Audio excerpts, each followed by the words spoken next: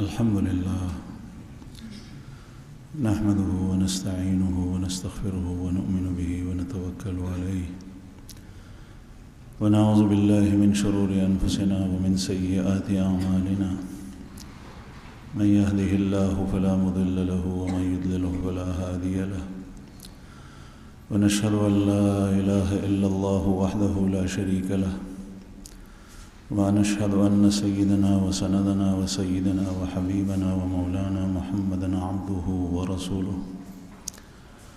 أما بعد فأعوذ بالله من الشيطان الرجيم بسم الله الرحمن الرحيم لقد كان لكم في رسول الله أسوة حسنة لمن كان يرجو الله واليوم الآخر وذكر الله كثيرا وقال النبي صلى الله عليه وسلم أنا سيد ولد آدم ولا فخر وبيدي لواء الحمد ولا فخر أو كما قال عليه الصلاة والسلام صدق الله العظيم وصدق رسوله النبي الكريم ونحن على ذلك لمن الشاهدين والشاكرين والحمد لله رب العالمين. درود الشريف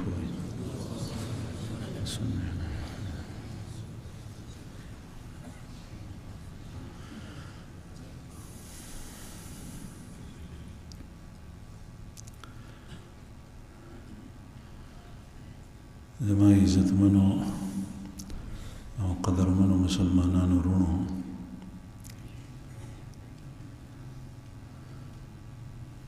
د خوږ پیغمبر صلی الله علیه وسلم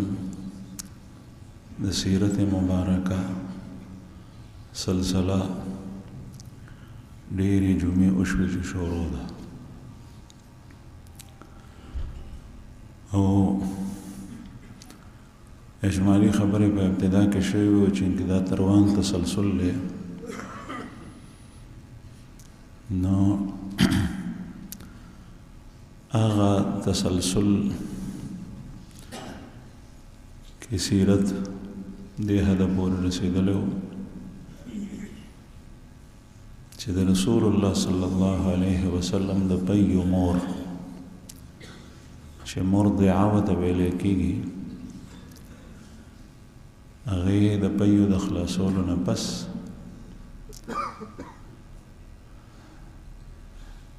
خوږ پیغمبر صلی الله علیه وسلم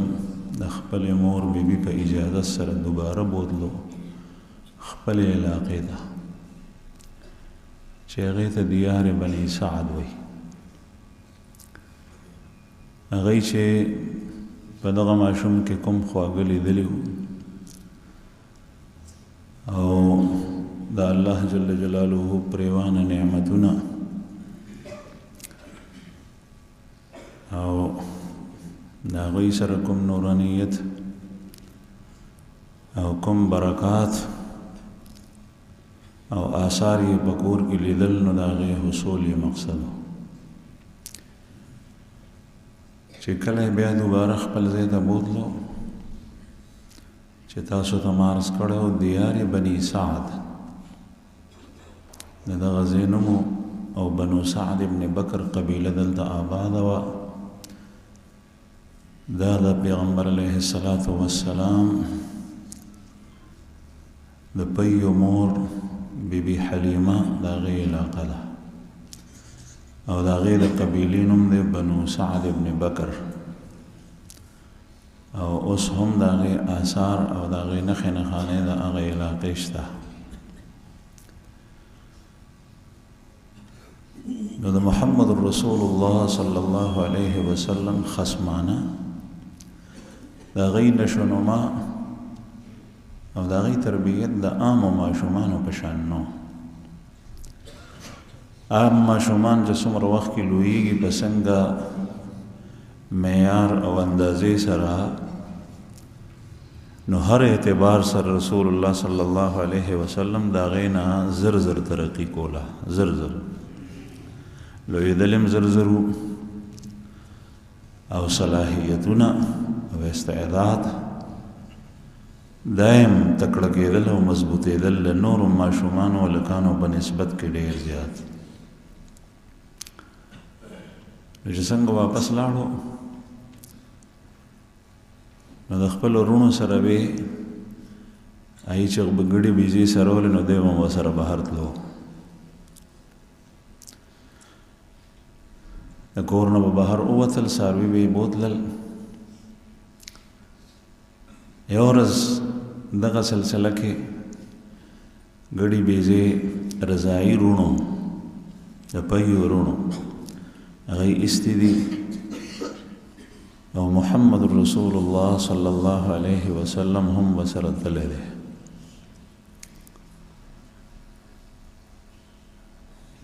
پیغمبر علیه السلام په یو موقع وفرمایل ما من نبی الا ورعاه الغنم قالوا وانت یا رسول الله قال وانا ايضا. چې یو پیغمبر هم داسې نه دی تیر شوی چې هغه ګډې بیزې نه یې سرولې.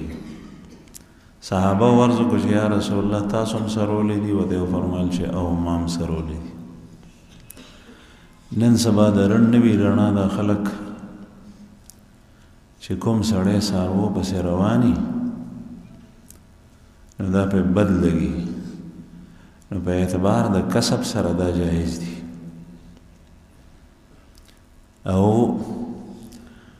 چې کوم کسب خلاف شرع نی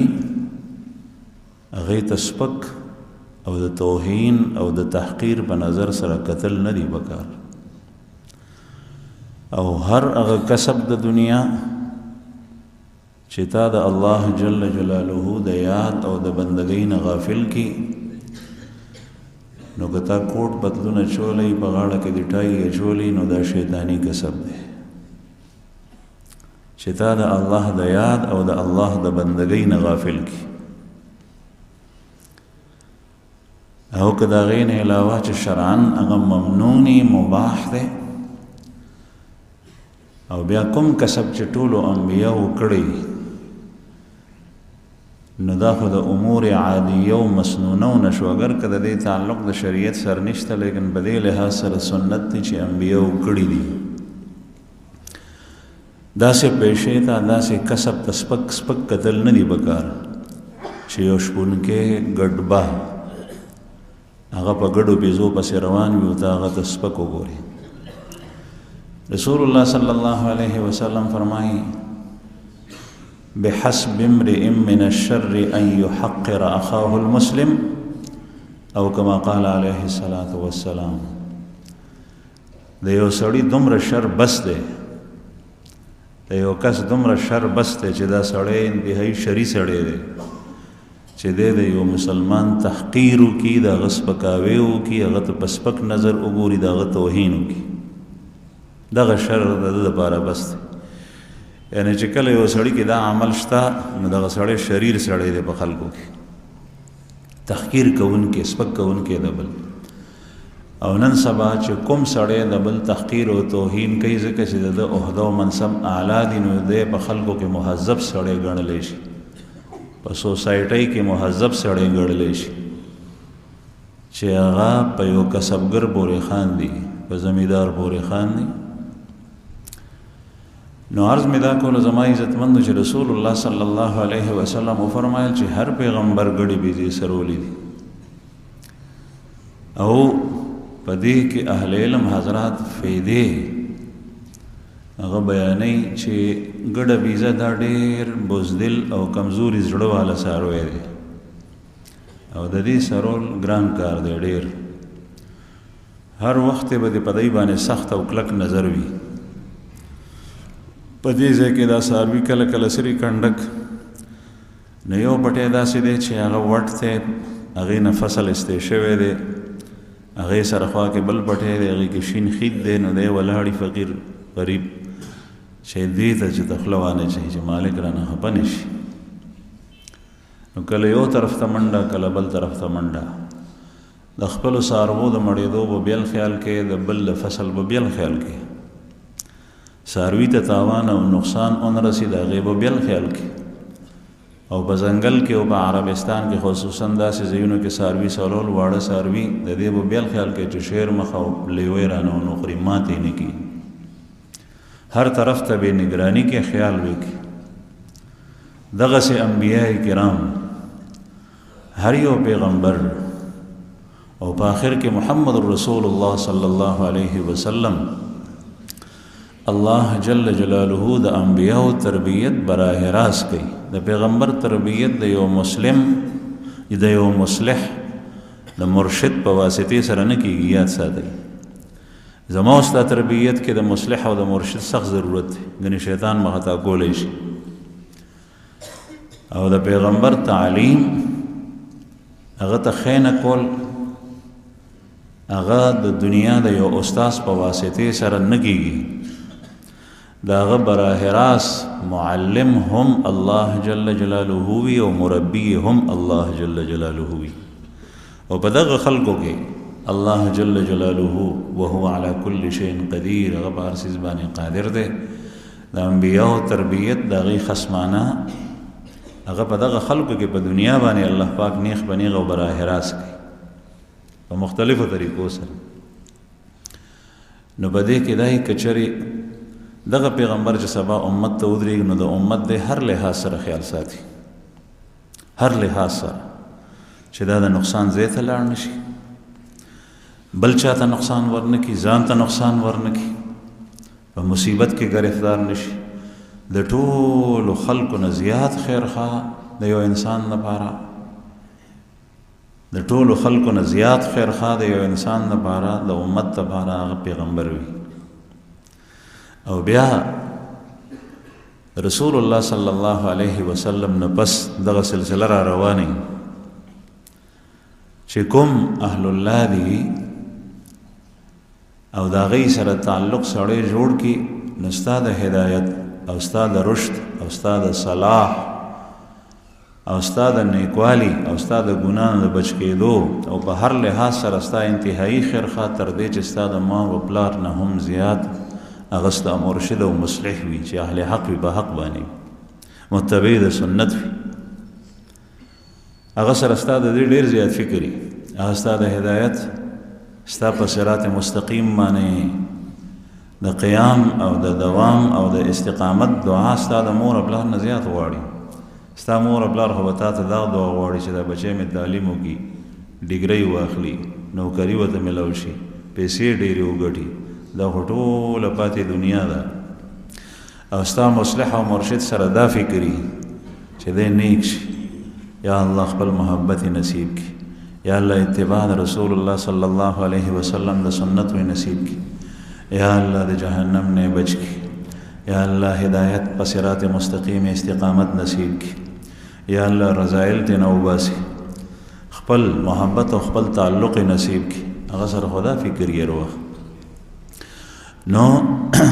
انبیاء کرامو ګډي بيزي واړه سروي ځکه سرولي الله جل جلاله تربیت کوي چې دی به سبا د خپل امت او د خپل قوم خصمانه کوي رسول الله صلی الله علیه وسلم یو ځل د خپل ورونو سره ابن هشام سیرت کې لیکي ابن اسحاق هم چې د کورونو شاته د کور د چنې شاته نږدې داسې ګډي بيزي سرولي نورور بسره دی غرور سانیولې په منډه منډه رالو کور ته مور ته وایي چې مورې هغه زمونږ قریشي رور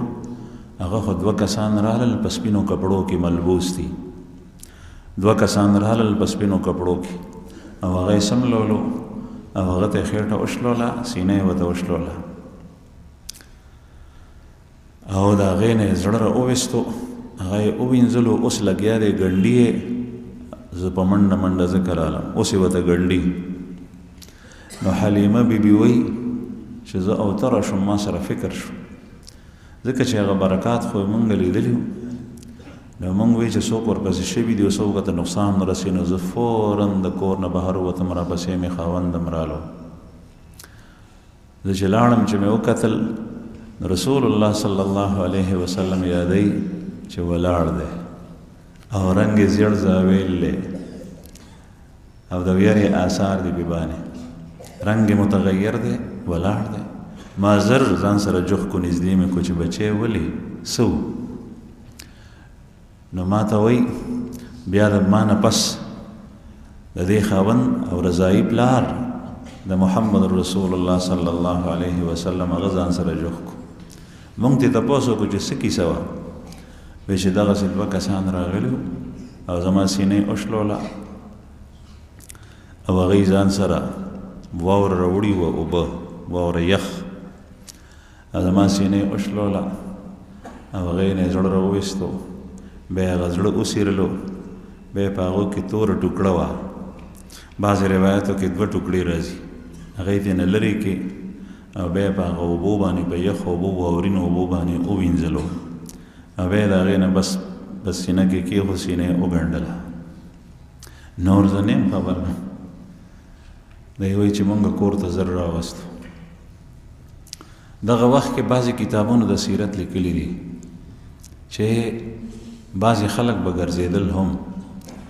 لکه یو ځل د حبشې نه څه نصارا راغلي او دغه مور بیبي حلیمه یې وایي رضایي مور چې د حبشې نه نصارا راغلي وو هغه نصاراو چې دی وکتو نو هغوی ووی چې دا خو هغه ماشوم ښکاري نو یې ما ته وایي چې دا ماشوم به مونږ بوځو وایي ما زر کور ته راوسته زه پیرېدم چې سینې د یې بوځي او چې دا واقع پیښه شوه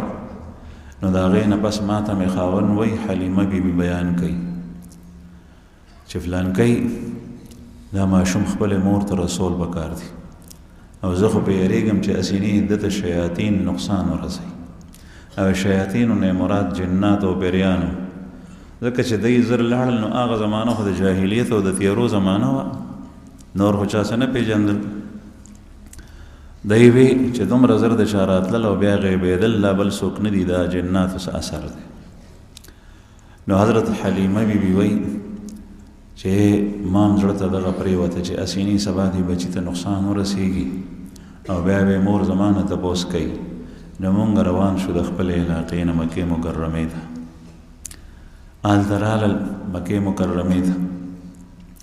او چې کله یې مور بیبي ته مخامخ شول ورته ویې چې بیبي دا بچی مونږ راوستو او بس دی د وخت د ده پوره شوی دی نو ځکه مې راوستو وایي ما ته یې مور وایي چې تا خو بوتلی دی دپاره چې زه یې بوځم او دی به ډېر وخت تېرېږي بیا دې دومره زر څنګه راوست نو ما نه یې تپوس وکړه چې ما ته به رښتیا حال وی ما ورته ویل چې بس دغه ما باندې چې د ده کوم حق و د رضاعت نو هغه ما پوره کړو او ما وی چې تا ته یې راوستلم ځکه چې دا امانت دی ستا ما ته بیا وایي چې نه ما ته رښتیا حال ووایه نو ما ورته قیصه تېره کړه چې دغسې چل دی او مونږ اوس په دې ماشوم باندې یېرېږو او ټوله کیسه یې ورته تېره کړه د شق صدر نو د محمد رسول الله صلی الله علیه وسلم مور بیبي آمینه ورته په جواب کې فرمایي وایي چې د حضرت آمینې په مخ باندې هیڅ قسم ته د خفګان او د یرې آثار نو هغې وایي چې غم مه کوه پروا مه ساته زما دې بچي ته به الله جل شانه ده ته لوی مقام او مرتبه ورکوي او زه په دې باندې د شیاطینو د جناتو نه نه یېرېږم چې هغوی به ده ته نقصان ورسوي ځکه چې ما ډېر څه لیدلي دي د ده د حمل او پیدایش په وخت کې او بیا هغه خپل خوبونه او چې کومې په خپلو سترګو لیدلي وو د حمل په دوران کې هغه نور هغه قصه یې ورته ټوله تېره کړه خو بهرحال دغه وخت کې رسول الله صلی الله علیه وسلم د مور بیبي سره پاتې شو د پیغمبر علیه الصلاة والسلام دغه سینې شلول چې کوم وشول او بیا ګنډل د دې متعلق یو څو خبرې عرض کړم دې ته شق صدر وایي او دا ټکی د عربی دی شق ویلی کېږي شلولو ته او صدر وایي سینې ته یعنې سینه شلول لکه نن سبا چې څنګه ډاکټر اپریشن کوي په اپریشن تیټر کې او خېټه مریض ته وشلی سینه ورته وشلی شق صدر د محمد رسول الله صلی الله علیه وسلم شق صدر څلور ځله ثابت دی یو ځل د څلورو کالو په عمر کې او هغه دا چې کوم بیان شو دویم د 10 کالو په عمر کې شق صدر شوی. دریم چې کله نبی کریم صلی الله علیه وسلم ته پیغمبري ملاوېده نو د نبوت او رسالت ورکولو په وخت کې د هغې نه مخکې شق صدر وشو. څلورم چې کله محمد رسول الله صلی الله علیه وسلم الله جل جلاله پیغمبر جوړ کړو او پرله پسې په باندې د حضرت خدیجه رضی الله عنها د وفات خفګان رالو، د تره خفګان پې رالو پې د مرګ. نو دې نه پس الله جل جلاله معراج ته وخېجولو، پورته اسمانونو ته یې بوتلو. نو د معراج د تلو نه مخکې د نبي کریم صلی الله علیه وسلم شق صدر وشو. دا 4 ځله شوي. یو پنځم ځل هم شته دی، لیکن هغه روایت ډېر کمزوری دی. هغه د 20 کالو په عمر کې او دا 4 ځله روایاتونه ثابت دي. په دې کې زیات مضبوط په اعتبار د ثبوت سره هغه شق صدر دی چې کوم د معراج ته د خطو نه مخکې شوی دی. صحاح روایاتونه ثابت دی او د حدیثو په کتابونو کې په صحیح روایاتو کې د هغې تذکره ده. او دویم نمبر دغه شق صدر چې کوم حلیمه بیبي رضی الله عنها د دې سره د 4 کالو په عمر کې شوی. یو دا خبر عرض کول. دویم دا خبر عرض کول دی چې شق صدر بعضې خلک داسې دي چې یو نااشنا کار په حدیث مبارک کې وویني نو دی د هغې تعویل شروع کړي. نو تاسو به ډېر ناشنا کارونه د رسول الله صلی الله علیه وسلم په سیرت مبارک کې او د هغې په احادیثو کې اورئ چې څوک علما او طلبا دي هغه یې وایي او د خپلو اساتذو نه اوري. د پیغمبر علیه الصلاة والسلام د نبوت نه پس چې کوم ناشنا کارونه د هغې په لاس الله پاک څرګند کړي هغې ته معجزات وایي. بعضې داسې دي چې حواس او عقل چې واوري څوک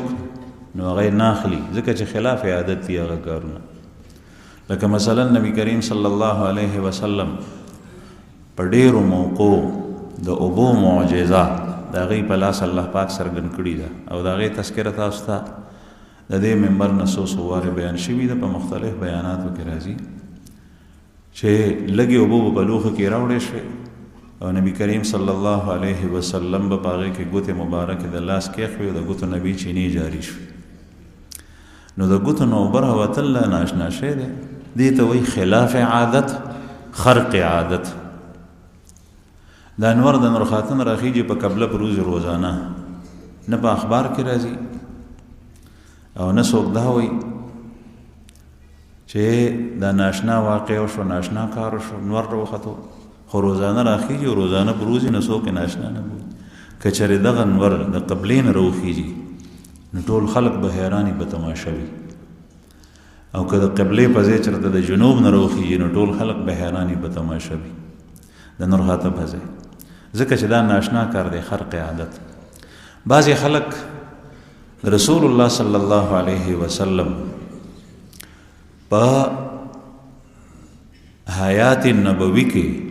چې الله پیغمبر جوړ کړی و دغه معجزات په دې کې تعویل شروع کړي. تعویل د معجزاتو انکار وکړي. نو د معجزاتو ثبوت خو د قرآن پاک نه دی. د حضرت عیسی علیه السلام معجزات بعضې قرآن پاک کې الله جل جلاله ذکر کړي.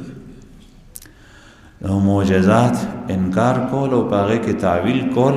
دا ټیک نه، په هماغه معنا باندې حمل کول پکار دی چې په کومه ثابت دي. رسول الله صلی الله علیه وسلم شق صدر بعضې خلک داسې شته او تیر شوي دي چې هغوی وایي د شق صدر نه مراد شرح صدر دی او شرح صدر ټکی اوس هم استعمالیږي. نو د پیغمبر علیه الصلاة والسلام سینه پرانیسته الله پاک، نو دا ټکی خو موږ هم استعمالو او شرح صدر خو د نبی کریم صلی الله علیه وسلم د صحابو هم شوی دی. حضرت عمر رضی الله عنه فرمایي چې کوم کار د پاره د ابوبکر سینه شرح صدر شوی او د هغه کار په باره کې زمام شرح صدر شو چې ابوبکر مانعین زکاتو سره جنگ ته لښکر روانولو نو اول وسره عمر صاحب نه منل او بیا وایي چې زما سینه پرانیستې شوه د هغه کار دپاره چې د کوم کار دپاره د ابوبکر سینه پرانیستې شوې وه. نو دلته شرح صدر نه مراد په زړه کې خبره پرېوتل دي او د هغې تایید کول دي او هغه منل دي او زړه په هغې مطمئن کېدل دي او په هغې باندې قرار نیول دي. مونږ وایو زما زړه ته دا خبر پرېوت او زړه مې پې اوبه وڅکلې، نو د دې مطلب دا چې زه یې منم. دغسې شرح صدر دې ته ویل. یا یو خبره وه چا بیانوله ګرانه وه مشکله وه ستا په ذهن کې نه راتله، اوس دې په مزغو کې پرېوته، ته وایې زما پې شرح صدر شو. یا یو کار دی تا مخکې انکار کولو داسې نه دي کول پکار، اوس دې ومنلو چې او داسې کول پکار دي، دی وایي چې زما پې شرح صدر شو. نو شرح صدر خو حضراتو صحابو کې هم او د هغې نه پس په امت کې اوس مختلف دورنو کې راځي، کله یو خبره ذهن نه اخلي کله بیا واخلي، شرح صدر په هغې باندې وشي. نو شق صدر د نبی کریم صلی الله علیه وسلم په هغه زمانه کې چې دا ډاکټري آلات جراحي داسې نو لکه نن سبا چې څنګه دي او دا طور طریقې نه وي او دا ایکسرې نه وي، دا څیزونه نو. او د نبی کریم صلی الله علیه وسلم په هغه زمانه کې وینه اخیستل چې دا ډېر زیات ګران کار و، ځکه چې د هغې دا طریقه نه وه. دا اوس چې کومه ده چې څومره وینه دي په کار یو سرنج ته ډک کړي، د هغې نه علاوه باندې بیا مالوچ کړي وینه نه روځي، بنده شي، سړي ته نقصان هم پېښ نه شي، وینه هم واخلي. نو هغه زمانه کې خو د وینې ایستو طریقه دغه وه چې په چاقو باندې به رګ وشلولو، نو چې رګ دې وشلولو په چاقو د هغې نه دې وینه واخیسته، اوس به بندې څنګه، دا ګران کار. نو د رسول الله صلی الله علیه وسلم شق صدر په دغه الفاظو سره راغلی دی چې داسې شوي. دویمه ده چې صحابو به بیا وی چې مونږه د محمد رسول الله صلی الله علیه وسلم په بدن باندې د ستنې د ټکونو هغه آثار او نښې لیدې. کوم سړي چې اپریشن شوی نو د هغه نښې هم بیا تر ناوخته پورې ښکاري. نو د رسول الله صلی الله علیه وسلم د شق صدر دغه آثار دا ښکارېدل. بله خبره دا ده چې په دې کې څه شي و دې شق صدر کې نبی کریم صلی الله علیه وسلم زړه مبارک نه هغه توره وینه هغه لرې کړې وه او بیا په هغه یخو اوبو باندې وینځلې وه او بیا یې ګنډل کړي. پنځمه دا چې د دې حکمت څه و، د دې فایده څه وه. اهل علم وایي چې د دې فایده دا وه چې د 4 کالو په عمر کې کوم شق صدر شوی نو په هر یو انسان کې الله جل جلاله په هر یو انسان کې الله جل جلاله د نیکۍ ماده هم پیدا کړې وي او د بدۍ ماده هم پیدا کړې وي. د رجحان او توجه او تک او خیال نیکۍ طرف تم کېږي او بدۍ طرف تم کېږي، د دواړه مادې په دې کې قرآن کریم کې الله پاک ذکر کوي فألهمها فجورها وتقواها ونفس وما سواها فألهمها فجورها وتقواها. پھر اللہ جل شانہ نے اس نفس کے اندر رکھ دی، ڈال لیا فجورها، اس کے فجور کو بھی وتقواها اور اس کے تقوی کو بھی. او دین مراد فجور دغه وخت کې خماشوم بچی د مور نه پیدا شو هغه ګناهګار دی نه مکلف نه دی، دین مراد هغه ماده ده د ګناه ماده هم پکې الله پاک ودیت کړي ده د نیکۍ. نو دا شی هم ځان ته راکاږي او دا هم راکاږي، دا هم تې صادریږي او دا هم تې صادریږي. د 4 کالو په عمر کې د محمد رسول الله صلی الله علیه وسلم شق صدر کول د هغې حکمت او د هغې فایده دا وه چې د ګناه هغه کومه ماده ده هغه د رسول الله صلی الله علیه وسلم د زړه مبارک نه لرېږي. ځکه محمد رسول الله صلی الله علیه وسلم معصوم هغه ذات ته ویلی کېږي چې هغه د ګناه نه الله پاک بچ کړی، هغه کې بشري تقاضی وي لیکن سره د دې الله جل جلاله هغه بچ کړی معصوم. انبیاء کرام معصوم دي، محمد رسول الله صلی الله علیه وسلم معصوم. بیا د هغې وینځل چې هغې ته نه لرې کوي غورځوله، بیا د هغې وینځل دی دپاره چې اوس د هغې هغه اثر هم لر شي، لکه ستا په کپړه باندې نجاست لګېدلی او هغه نجاست ته لرې کړي، لیکن د هغې چې کوم رنګ او اثر پاتې بوی نو هغه په اوبو باندې بیا وینځي نو هغه اثر لرې کېدو ده. بیا حدیث مبارک کې نبی کریم صلی الله علیه وسلم په خپله روایت کوي چې دا 2 سفید پوش رالل، د څوک جبریل علیه السلام او میکائیل علیه السلام دواړه فرښتې وي. او دا سلج چې رالو، سلج ویلی کېږي هغه واورې ته چې هغه کاڼې شوی ني، کومه علاقه چې واورینې علاقې دي په هلته واوره پروزي نو تاسو به لیدلي په دې جمع کې ډېرو خلکو هلته دا واوره ډېره پسته او نرمه نو دغسې دا پسته واوره یې راوړي او په دې باندې د نبي کریم صلی الله علیه وسلم هغه سینه مبارکه ووینځله. دې نه یو خبره خو دا معلومه شوه چې په واوره باندې طهارت حاصلېدی شي. که یو سړی داسې ځای کې ګیر شو چې هلته کې اوبه نشته خو دغه واوره ده نو په دې باندې طهارت او پاکي حاصلېدی شي نو په یخو اوبو طهارت او پاکي حاصلېدی شي. کپړه پې وینځلی شي اودس پې کولی شي وغیره وغیره. دا بل شی دی چې څوک برداشت کولی شي څوک نه. بیا دې سره په دې کې حکمت څه و چې په عامو اوبو په ګرمو اوبو باندې نه بلکې بماء الثلج دغه واوره باندې وینځلو کې څه حکمت وجه دا وه چې دغه اثر د ګناه د ماده لرې کولو او د ګناه طبیعت او د هغې مذاق حار دی ګرم دی. ګناه کې ګرمایش وي ګناه کې حرارت وي ځکه د ګناه ځای هم جهنم دی او جهنم کې اور بلیږي. نو دغه اور به اور ته بروزي. کوم سړی چې د دنیا نه ګناه سره ککړ لاړو او د ځان سره خپل ګناهونه یوړل الله پاک دې مونږ دلته پاک کړي د ګناه نه او الله جل شانه دې مونږ آینده ژوند کې د ګناه نه وساتي. نو کوم سړی چې ګناه سره ملوث او ککړ لاړو نو دی به بیا هلته پاکیږي او هلته به په څه کې پاکیږي په جهنم کې ځکه چې د دې ځای بیا اور نه علاوه بل نشته. د دې اثر حار دی د ګناه اثر ګرم دی او د طاعت او د نیکۍ اثر یخ دی. او جنت چې کوم دی نو د اوبو ځای دی شنه بوټي دي سوري دي اوبه دي هغه داسې دی او جهنم چې کوم دی نو هغه اور دی. دغه وجه ده چې رسول الله قرآن کریم کې الله پاک فرمایي الذين يأكلون أموال اليتامى ظلما إنما يأكلون في بطونهم نارا. جو لوگ یتیموں کا مال ظلماً کھاتے ہیں وہ اپنے پیٹوں کے اندر آگ ڈالتے ہیں. ځکه چې پردے مال حرام خوړل د معصیت ته ګناه او د ګناه اثر ګرم دی نو دی په خېټه کې اور اچي. دغه اور چې کوم دی نو اور به اور راکاږي نو په ورځ د قیامت به دا سړی د دې اور سره اور ته ځي جهنم ته ځي. او نبی کریم صلی الله علیه وسلم هغه کس په باره کې فرمایي چې کوم سړی غوسه کېږي ډېر او د غوسې نه البتې وایي د خولې نه بکواس راوځي ګډې وډې وایي. فرمایي نبی کریم صلی الله علیه وسلم سره چې کوم سړی غوسه شي نو چې دی ولاړ وي نو ده ته پکار دی چې دی کینی او چې دی ناست نو که غوسه یې لاړه خو ټیک ته ګنې بیا دی پروزي ملاستې شي په غوسو او دی دې اوبه وڅکي او دستې وکړي. په غوسه کې د غوسې په وخت کې دوه اثرات دي او د غوسې په باره کې رسول الله صلی الله علیه وسلم حدیث مبارک کې فرمایي ځکه چې دا اور دی د اور ګرمایش دی د غوسه کېدل نو په اور کې دوه خاصیت دي یو ګرمي او یو ترفع علو اور سوځولم کوي ګرمي د پکې اور په برم خیږي. نو دا دواړه علاج نبی کریم صلی الله علیه وسلم خول دي په احادیثو کې. هغه کس لپاره چې هغه غوسه کېږي ډېر وروسته بیا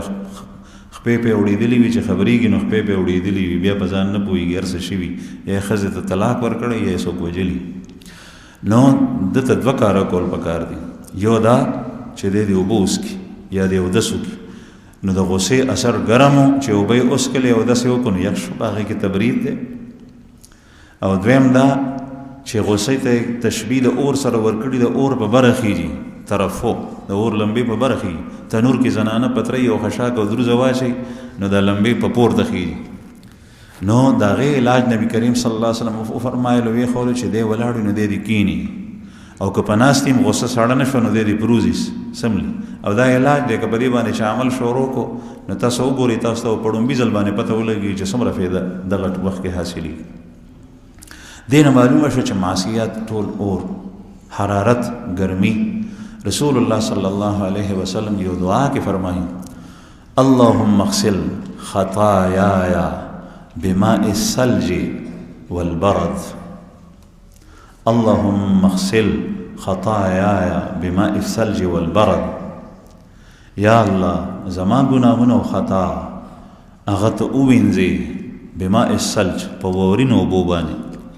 والبرد. برد ګلی ته وایي ګلی خو پېژنئ په باران کله کله د اسمان نه ورېږي اللهم دې وساتي ما خطرناک شی دی. نو ګلی هم یخی او واوره هم یخی دا یخوالی چې ذکر کړی دی اوبه نه دي فرمایلی بالماء بماء الثلج ځکه چې هغې کې برودت او یخوالی ډېر دی او په معصیت او ګناه کې ګرمایش وي ډېر نو ځکه یې وفرمایل. نو عرض مې دا کولو چې د رسول الله صلی الله علیه وسلم شق صدر کې په دې باندې وینځل د دې وجه دا وه. او بیا د هغې نه پس چې کوم دی نو چې کله یې وګنډل نو بیا یې په باندې مهر ووالو مهر یې په باندې ووالو. یو دا دویم چې کله نبی کریم صلی الله علیه وسلم د 10 کالو شو نو بیا شق صدر شوی او د 10 کالو په عمر کې شق صدر وجه اهل علم دا بیانوي چې د 10 کالو په عمر کې سړی کې دا الګ شي تکړه او په دې لارو کې څوک منډې وایي څوک یو کار کوي څوک بل کار. نن سبا خو داسې کارونه شروع دي چې الحفیظ والامان په کور کې په کمره کې په موبایل هر یو سړي سره موبایل دی.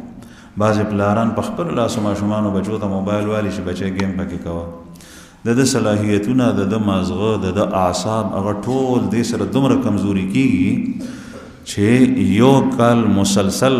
یو سړی دماغي کار کوي نو هغې سره دومره نه کمزوري کېږي لکه څنګه چې دې سره سوځي دې موبایل سره دې کمپیوټر سره. او پخوا چې نو منډې وې زمونږ په وړوکوالي کې زما خو دومره عمر نه دی خو مونږ بچپن ټول دغسې تېر کړی دا څیزونه نو پټ پټوڼې لنډمارې خشتي کبډي کله یو کوڅه کې منډه کله به بله کوڅه کې منډه دا کارونه. دې کې کله کله داسې وي چې په دې لهو لعب کې سړی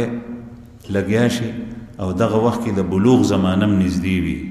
په ده باندې د الله جل جلاله د طرف نه څه احکام فرض کېدو والی نو که دې لهو لعب کې دی مبتلای نو دی د الله د یاد نه غافل شي دی مزد نه کړي د مزد په فرضیت پوه نه شي د روژې په فرضیت پوه نه شي حقوقو په ادایګۍ پوه نه شي د خپل پردي حقوق نه پیژني. نو د لهو لعب دا ماده د لرې کولو دپاره د 10 کالو په عمر کې بیا شق صدر د محمد رسول الله صلی الله علیه وسلم شوی. ځکه نبی کریم صلی الله علیه وسلم به په الکوالي کې په مکه مکرمه کې د جاهلیت زمانه و نبوت خو لا ملو شوی نو الکوالی الکانو به ځان سره ونیو ورته به فلان کیسه کې تماشه د ځای چې لاړ شو نو هغه زمانه کې تماشې کېدې. نبی کریم صلی الله علیه وسلم بنتلو یو ځل فرمایي چې زه خپلو ملګرو په زور روان کړم په زور به اراده چې ځو لاس نه نیولی نو چې زه یې په زوره بوتلم نو زه بېهوشه شوم په ځان پوه نه شوم پرېوتم په ځمکه. نو وایي چې کله زما سترګې غړې شوې نو زه په لاره کې پروت وم او سهار شوی او ملګري را سره نو الله جل جلاله په دې شکل باندې د هغوی د شر نه بچ کړه. الله پاک یې داسې حفاظت کړی نو د لهو لعب دا ماده ختمولو دپاره. دریم چې کله د نبوت نه مخکې شق صدر د محمد رسول الله صلی الله علیه وسلم شوی هغه دې دپاره چې دغه وخت کې پیغمبر علیه الصلاة والسلام سینه مبارک هغه تیارولو د وحی د نزول لپاره د قرآن کریم د اخذ کولو لپاره. قرآن کریم د الله جل جلاله کلام دی او د دې بوج دومره دی چې الله پاک په قرآن کریم کې خپله فرمایي لو انزلنا هذا القرآن على جبل لرأيته خاشعا متصدعا من خشية الله. اگر ہم نے اس قرآن کو پہاڑ کے اوپر نازل کیا علی جبل کسی پہاڑ کے اوپر بڑا پہاڑ کیوں نہ ہو اس کے اوپر نازل کیا لرأيته خاشعا متصدعا تو یہ پہاڑ ڈر کے مارے چورا چورا ہو جائے گا. کدا قرآن پاک په غر نازل شو نو د یرینا او د خشوع نه به دغه غر چې کوم دی نو د څه شي ریزه ریزه شي. دا د محمد رسول الله صلی الله علیه وسلم زړه د هغې سینه مبارکه وه چې الله جل جلاله دې دپاره تیاره کړي وه چې په هغې به قرآن نازلېدو دومره به وه چې کله به پرې قرآن پاک نازلېدو وحي به راتله نو دغه وخت کې به نبي کریم صلی الله علیه وسلم چا سره خبرې نه شوې کولی او په یخ ساړه کې د ژمي په موسم باندې به په باندې خولې رالی او خولې به ترېنه داسې څاڅکي څاڅکي پرېوتې لکه څنګه چې مشکڼې بروزي. او چې کوم ځای کې به نبي کریم صلی الله علیه وسلم په سورلۍ باندې ناستو نو هغه سورلۍ که به توان او طاقت د هغې د برداشت کولو نو هغې به خپې اخوا دېخوا کېدې او چې چا باندې به د نبي کریم صلی الله علیه وسلم زنګون مبارک یا د بدن یو حصه لګېدلې وه نو هغه صحابي وایي چې په ما به دومره بوج رالو چې ما به وې چې زما د پتون او د زنګون ماتېږي بیا به بوج چا نه شو برداشت کولی دا د وحي ثقل نو د هغې د تیاري دپاره د نبوت نه مخکې الله جل جلاله دغه شق صدر شوی دی چې هغې دپاره تیار شي او سینه مبارکه د دې متحمل شي دا برداشت کوي چې کوم وحي به باندې نازلېږي بیا چې کله الله جل جلاله معراج ته غوښتو نو بیا شق صدر شوی دی او دغه وخت کې د نبی کریم صلی الله علیه وسلم عمر مبارک تقریبا 50 کال دا دې لپاره چې اسمانونو ته ختل معراج واقع خو تاسو ته پته ده هر چا ته د مسجد حرام نه بیت المقدس ته تلل او د بیت المقدس نه بیا اسمانونو ته ختل او بیا د اسمانونو نه هم بره تلل او د الله جل جلاله سره خبرې کېدل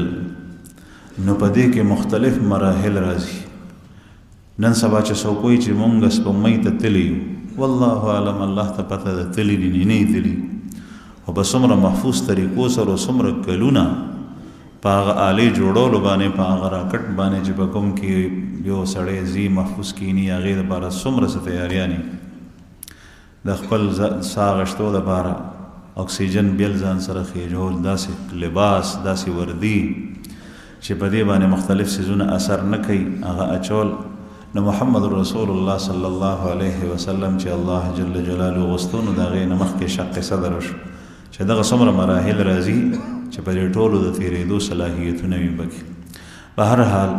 نبی کریم صلی الله علیه وسلم مکې مکرمې ته د دې واقعې نه پس خپلې مور بیبي څخه راغله چې کله د شپږو کالو عمر یې شو نو مور بیبي اراده وکړه چې مدینې منورې ته لاړه شي په مدینه منوره کې د نبی کریم صلی الله علیه وسلم ماما خیلی وه او خپله ماما خیلی نه وه د نیکه ماما خیلی وه ځکه چې دا عبدالمطلب صاحب چې د پیغمبر علیه السلام نیکه دی د هغه مور هغه د مدینې منورې وه او د عبدالمطلب صاحب پلار هاشم صاحب هغه واده د مدینې منورې نه کړو او مدینه منوره کې په بنو النجار کې یو شاخ و د هغې څانګه و د بنو نجار غټه قبیله ده بنو عدي ابن النجار د دغه زنانه تعلق د بنو عدي ابن النجار قبیلې سره نو نبی کریم صلی الله علیه وسلم خو ناشنا ماشوموالی او ناشنا خبرې وي پکې نو د دې دپاره چې دا ماشوم بچی هغه خپل ماماګان هم وویني هغې به خوشحال شي نو مور بیبي د مکې نه روانه شوه مدینې منورې ته او چې کله یې هلته کې میاشت تېره که واپس کېده نو په لاره کې د هغې نیټه پوره شوه په لاره کې وفات شو او پیغمبر علیه السلام د هلته نه بیا ابوا نومې ځای دی ابوا د مدینې منورې او مکې مکرمې ترمنځه هلته یې مور بیبي وفات شوي بیا د هلته نه ام ایمن رضی الله عنها نبی کریم صلی الله علیه وسلم د مور بیبي سره خادمه وه دی بیا پیغمبر علیه السلام راوستی دی مکې مکرمې ته او بیا د محمد رسول الله صلی الله علیه وسلم په تربیت کې راغلی دی واخر دعوانا الحمدلله